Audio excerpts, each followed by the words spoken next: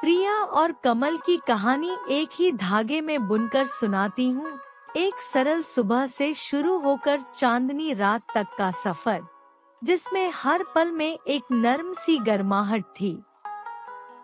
प्रिया अपने पसंदीदा कैफे की खिड़की के पास बैठी थी, किताब के पन्नों में खोई हुई।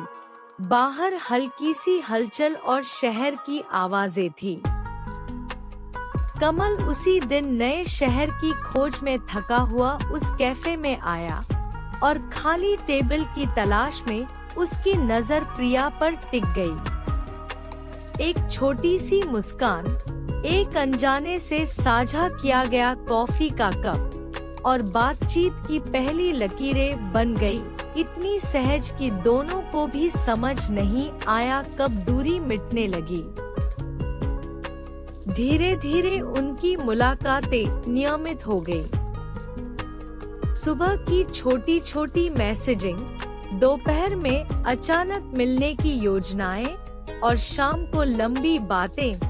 हर बातचीत में वे एक दूसरे की दुनिया के नए रंग देखते। प्रिया की शांति और कमल की हल्की सी शरारत एक दूसरे के लिए ठीक बैठती। वे एक दूसरे की खामियों को भी मुस्कान से स्वीकार करने लगे। किताबों, फिल्मों और उन छोटी छोटी बातों पर बहसें होती जो अक्सर रात तक खिंच जाती, और हर बार जब वे अलग होते तो लौटने का इंतजार दोनों के दिलों में एक मीठा सा खिंचाव छोड़ जाता। एक शाम बारिश की हल्की फुहारें चल रही थी। कैफे की खिड़की से बाहर की दुनिया धुंधली दिख रही थी और अंदर की रोशनी में सब कुछ नरम सा लग रहा था। कमल ने प्रिया की आंखों में कुछ कहना चाहा, पर शब्द कम पड़ गए। दोनों के बीच एक खामोशी आई जो किसी भी शब्द से ज्यादा बोलती थी। वह किस अचानक नहीं था, वह एक सहज, धीमी सी क्रिया थी, जैसे दोनों ने बिना बोले स्वीकार कर लिया हो कि अब और इंतजार बेकार है। पहले एक नर्म स्पर्श, फिर एक पल का ठहराव और उसके बाद एक छोटी सी हंसी सी वादा। उस किस में शर्म, चाहत और भरोसा तीनों थे। किस के बाद वे दोनों कुछ देर के लिए बस एक दूसरे की सांसों को गिनते रहे और दुनिया बाहर की तरह धुंधली ही रही। कुछ हफ्तों बाद उन्होंने तय किया कि वे एक शांत रात में मिलेंगे, शहर के पुराने बोट क्लब के पास, जहां पानी की धीमी सरसराहट और पेड़ों की छाव में चांद की रोशनी गिरती थी।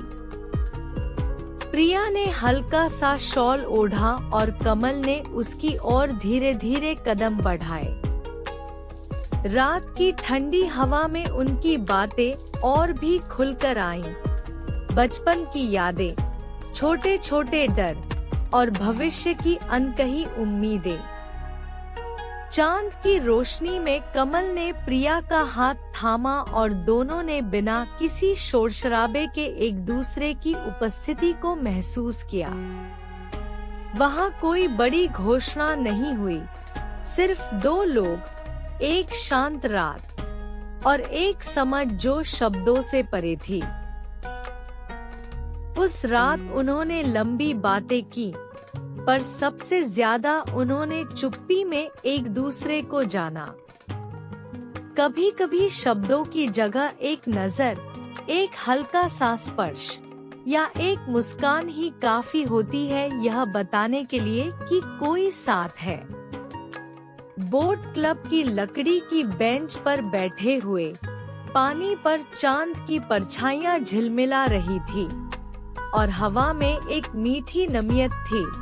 प्रिया ने सिर कमल के कंधे पर रखा और कमल ने उसे और पास खींच लिया। कोई नाटक नहीं, सिर्फ सच्ची निकटता।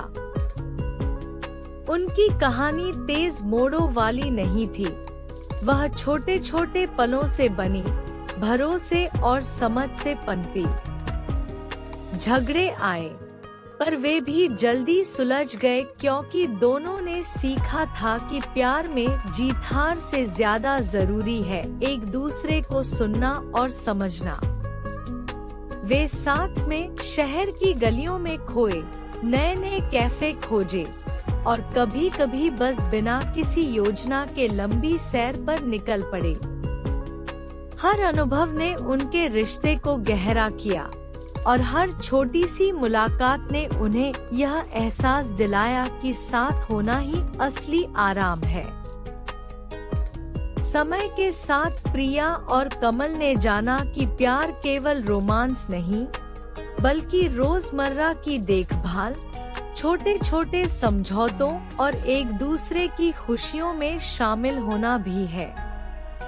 उनकी किस और रात की मुलाकातें उन पलों में से थी जो यादों में चमकते रहे, क्योंकि वे सिर्फ रोमांस नहीं थे, बल्कि एक दूसरे के लिए बने रहने का वादा भी थे।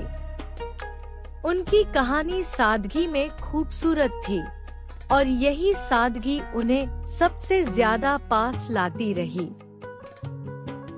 दोस्तों, आपको मेरी यह स्टोरी कैसी लगी कमेंट्स में जरूर बताएं। साथ ही लाइक, शेयर, सब्सक्राइब करना ना भूले। धन्यवाद।